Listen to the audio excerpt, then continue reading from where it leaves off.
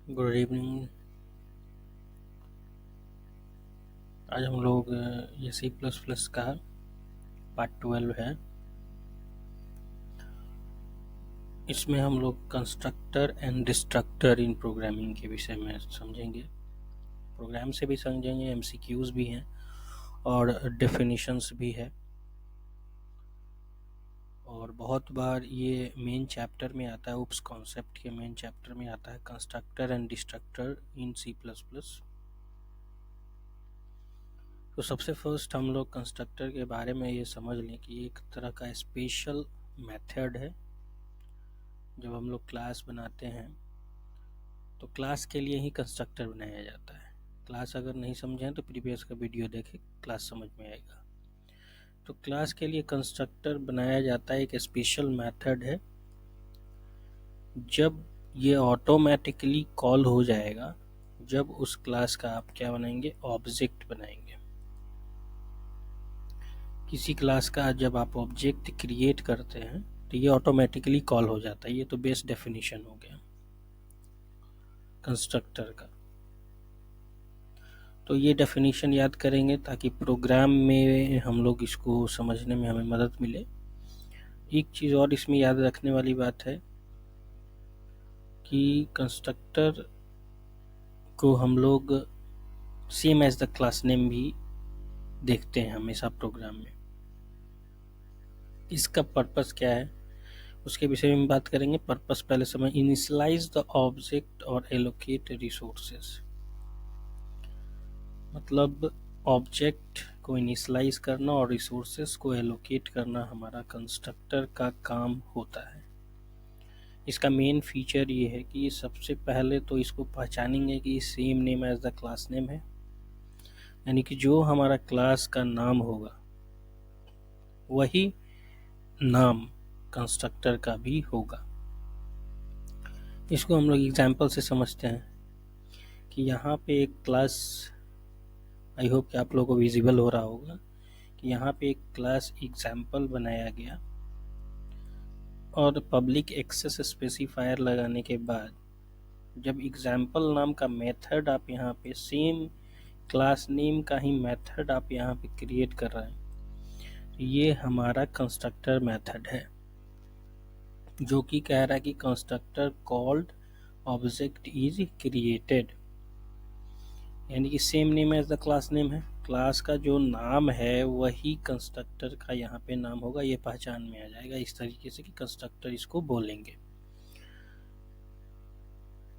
तो आगे देखते हैं कि no return type even not even void. तो इसका कंस्ट्रक्टर जैसे कोई भी फंक्शन किसी वैल्यू को रिटर्न करता है तो कंस्ट्रक्टर का कोई रिटर्न टाइप नहीं होता, यानी वैल्यू को रिटर्न नहीं कर सकता। कंस्ट्रक्टर वॉइड नहीं हो सकता, यानी वॉइड नहीं होगा। पैरामीटर ले सकता है लेकिन ये वॉइड डेटा टाइप नहीं हो सकता, यानी एम्प्टी डेटा टाइप नहीं एक्सेप्ट करता है। कोई ना कोई उसके पैरामीटर में वैल्यू होनी चाहिए। कैन बी पैरामीटराइज्ड और नॉन पैरामीटराइज, मतलब इसमें पैरामीटराइज कंस्ट्रक्टर भी आप बना सकते हैं और नॉन पैरामीटराइज कंस्ट्रक्टर भी बनाया जा सकता है। नेक्स्ट इसका पर्पस है, ये ऑटोमेटिकली कॉल हो जाता है जब ऑब्जेक्ट इनिशिएट किया जाता है, यानी ऑब्जेक्ट का जैसे ही हम ऑब्जेक्ट बनाएंगे वैसे ही कंस्ट्रक्टर ऑटोमेटिकली क्या हो जाएगा, कॉल हो जाएगा।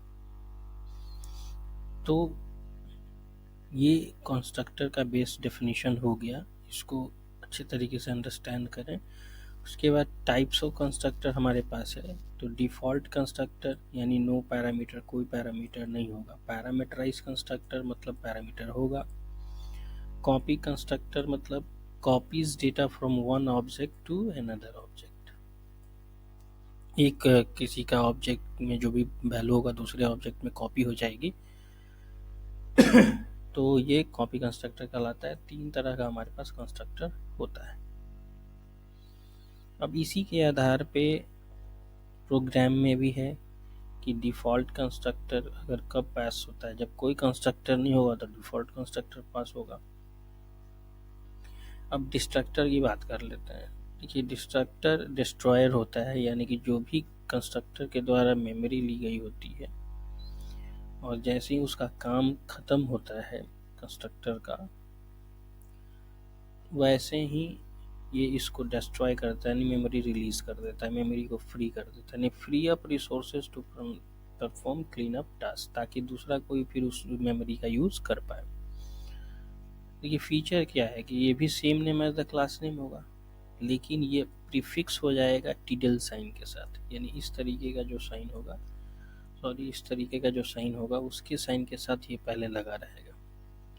तो अगर हम प्रैक्टिकली इसको देखें कि भैया यहाँ तो कंस्ट्रक्टर डिफाइंड है जैसा कि पहले मैंने बताया, तो डिस्ट्रक्टर यहाँ पे ये भी same name as the class name है, लेकिन ये fix with prefix with tilde sign, so it is called destructor. यहाँ पे ये डिस्ट्रक्टर बन गया। कंस्ट्रक्टर मेमोरी में जगह लेगा, डिस्ट्रक्टर उसको क्या करेगा, मेमोरी से रिलीज करेगा, यानी मेमोरी को रिलीज कर देगा ताकि वह उस जगह पर कोई दूसरा फिर उस जगह का यूज कर पाए। तो नेक्स्ट हम नो पैरामीटर, इसमें भी पैरामीटर नहीं होता, जैसे उसमें तो पैरामीटराइज भी हो सकता है कंस्ट्रक्टर और नॉन पैरामीटराइज भी हो सकता है, बट इवन इसमें नो पैरामीटर, कोई पैरामीटर पास नहीं होगा डिस्ट्रक्टर में, कोई रिटर्न टाइप नहीं होगा, तो रिटर्न टाइप कंस्ट्रक्टर का भी नहीं होता, डिस्ट्रक्टर नहीं। ये भी ऑटोमेटिकली कॉल हो जाता है जब ऑब्जेक्ट डिस्ट्रॉय होता है। ऑब्जेक्ट क्रिएट होगा उस समय कंस्ट्रक्टर कॉल होगा, ऑब्जेक्ट जब डिस्ट्रॉय होगा उस समय डिस्ट्रक्टर कॉल होगा। कैन नॉट बी ओवरलोडेड, इसको ओवरलोडेड नहीं किया जा सकता, यानी कि कंस्ट्रक्टर को ओवरलोड नहीं कर सकते हैं हम लोग। हाँ, लेकिन डिस्ट्रक्टर को ओवरलोड नहीं कर सकते, बट कंस्ट्रक्टर को ओवरलोड कर सकते हैं। तो यहाँ एनालाइज के लिए, आप लोगों के एनालाइज के लिए मैं दे दिया हूँ, यहाँ से बहुत सारे क्वेश्चंस पूछे जाते हैं कि भैया कंस्ट्रक्टर है तो इनिशियलाइज करता है ऑब्जेक्ट को, डिस्ट्रक्टर है तो क्लीन अप रिसोर्सेज। जब वो कॉल होता है कंस्ट्रक्टर, तो ऑब्जेक्ट कब कॉल होगा, जब ऑब्जेक्ट क्रिएट होगा, और ये ऑटोमेटिकली कॉल कब होगा, जब ऑब्जेक्ट डिस्ट्रॉय होगा। ओवरलोडिंग में हम देखें तो कंस्ट्रक्टर ओवरलोडेड किया जा सकता है, डिस्ट्रक्टर को ओवरलोड नहीं किया जा सकता। पैरामीटर में हम देखें तो इसमें पैरामीटर हो सकता है, लेकिन डिस्ट्रक्टर में कोई पैरामीटर नहीं होगा। रिटर्न टाइप में देखें तो इसका कोई, कंस्ट्रक्टर का कोई रिटर्न टाइप नहीं है, डिस्ट्रक्टर का भी कोई रिटर्न टाइप नहीं होता है। तो ये बहुत इंपॉर्टेंट महत्वपूर्ण एनालिसिस था, इस पे बहुत सारे क्वेश्चन कॉम्पिटिटिव एग्जामिनेशंस में बनते हैं, चाहे बीसीए और एमसीए में भी बनते हैं, या जो भी कंपटीशन के कंप्यूटर साइंस से रिलेटेड टीजीटी पीजीटी का एग्जामिनेशंस है, इसमें भी ये क्वेश्चन बनेगा। अब कंस्ट्रक्टर एंड डिस्ट्रक्टर में हम लोग कुछ एमसीक्यू कर लेंगे और भी क्लियर हो जाए, और भी फिर मैं प्रोग्राम को समझा दूंगा। विच of the following is true about constructor, तो कंस्ट्रक्टर के विषय में कौन सा सही है, तो ये सही है, they initialise object of the class. What happens if a class does not have a constructor, क्या होगा जब क्लास के पास कंस्ट्रक्टर नहीं है, तो ये डिफ़ॉल्ट कंस्ट्रक्टर वहाँ पे प्रोवाइड हो जाएगा automatically. Which of the following statement is correct about destructor, तो डिस्ट्रक्टर के बारे में जैसे हम लोगों ने पढ़ा कि ये फ्री अप कर देता है, कॉल होता है automatically when object goes out of the scope, यानी कि जैसे ही ऑब्जेक्ट का काम खत्म होता है ऑटोमेटिकली ये कॉल हो करके उस मेमोरी को फ्री आउट करता है। विच of the following is not a type of constructor, कौन सा कंस्ट्रक्टर का टाइप नहीं है, तो डिफ़ॉल्ट होता ही है, पैरामीटराइज कंस्ट्रक्टर होता है, वर्चुअल कंस्ट्रक्टर नहीं होता, कॉपी कंस्ट्रक्टर होता है, सही आंसर आपका वर्चुअल कंस्ट्रक्टर है। How many destructor can a class है, डिस्ट्रक्टर तो आपका अनलिमिटेड नहीं हो सकता है, वन ही डिस्ट्रक्टर होगा, ठीक है। When a destructor is called in a program, तो क्या होता है, तो when the object is goes out of scope और एक्सप्लिसिटली डिलीटेड, यही काम होता है डिस्ट्रक्टर का। What happens if a class has a destructor but no constructor, destructor constructor है हमारे, अगर क्लास में कंस्ट्रक्टर है और डिस्ट्रक्टर नहीं है, डिस्ट्रक्टर बट नो कंस्ट्रक्टर, यानी कंस्ट्रक्टर नहीं है लेकिन डिस्ट्रक्टर है, तो डिफ़ॉल्ट आपका क्या हो जाएगा, वहाँ पे कंस्ट्रक्टर इज़ प्रोवाइडेड ऑटोमेटिकली, यानी कि what happens if a class has a destructor but no constructor। तो डिफ़ॉल्ट कंस्ट्रक्टर हम जानते हैं कि अगर कंस्ट्रक्टर नहीं होगा तो ऑटोमेटिकली डिफ़ॉल्ट कंस्ट्रक्टर जाएगा वहाँ पे। तो ये हमारा करेक्ट आंसर हो गया। Which of the following feature is unique to constructor, कौन सा फीचर यूनिक है कंस्ट्रक्टर के लिए। तो हम लोग जानते हैं कि क्या ओवरलोड अलाउड नहीं है, कंस्ट्रक्टर अलाउड है। कॉल्ड एक्सप्लिसिटली, ये भी दे टेक पैरामीटर्स, ये भी सही है। Same name as the class name, ये यूनिक फीचर है कि वो कंस्ट्रक्टर जो होगा वो एक वही नाम होगा जो क्लास का नाम होगा। What is the purpose of copy constructor, तो कॉपी कंस्ट्रक्टर मतलब एक ऑब्जेक्ट से दूसरे ऑब्जेक्ट में कॉपी किया जा रहा है वैल्यू को, तो वहाँ पे कॉपी कंस्ट्रक्टर आ जाएगा। विच of the following can you do not with a destructor, destructor के साथ आप नहीं कर सकते। तो हम लोग ओवरलोड कर सकते हैं क्या, use it for clean up task, हाँ टास्क के लिए तो करते हैं, कॉल भी करा सकते हैं। यूज़ पैरामीटर, पैरामीटर का इवन नहीं यूज होता है। ओवरलोड इट, ओवरलोड भी नहीं होगा। तो एनालाइज एक बार देख लें हम लोग यहाँ पे कि इसमें can not take a parameter, parameter नहीं होगा, और कैन नॉट ओवरलोडेड, और ओवरलोडेड भी डिस्ट्रक्टर नहीं होगा।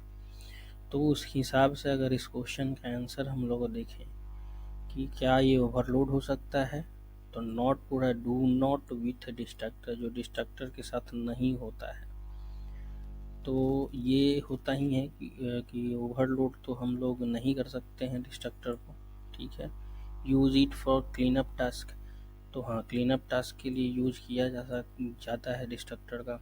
कॉल इट एक्सप्लिसिटली, तो एक्सप्लिसिटली कॉल्ड होता ही है। यूज़ पैरामीटर, क्या इसके अंदर पैरामीटर तो नहीं, पैरामीटर भी यूज़ नहीं होता है। तो ये more than that, more than वाला आंसर है, इसलिए ये दोनों काम हमारा नहीं हो सकता है, यानी कि पैरामीटर भी यूज नहीं हो सकता है और ओवरलोड भी नहीं कर सकते,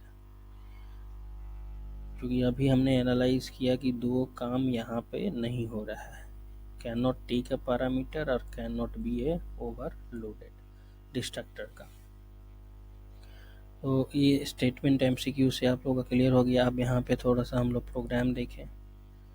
यहाँ पे क्या होना है कि क्लास, यहाँ पे क्लास बना, क्लास के बाद उसका एक कंस्ट्रक्टर डिफाइन हुआ, और कंस्ट्रक्टर में लिखा गया एक sentence, constructor called object created. फिर डिस्ट्रक्टर बना दिया गया, डिस्ट्रक्टर कॉल्ड ऑब्जेक्ट डिस्ट्रॉयड, ठीक है। कंस्ट्रक्टर भी बन गया यहाँ, और यहाँ पे डिस्ट्रक्टर भी बन गया।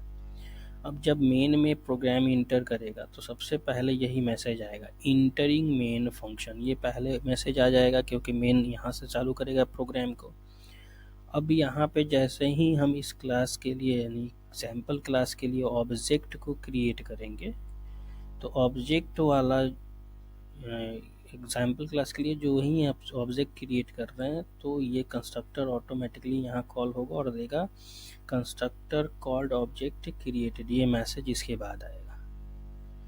उसके बाद थर्ड नंबर जो मैसेज आएगा ये आएगा, ऑब्जेक्ट इज इन यूज।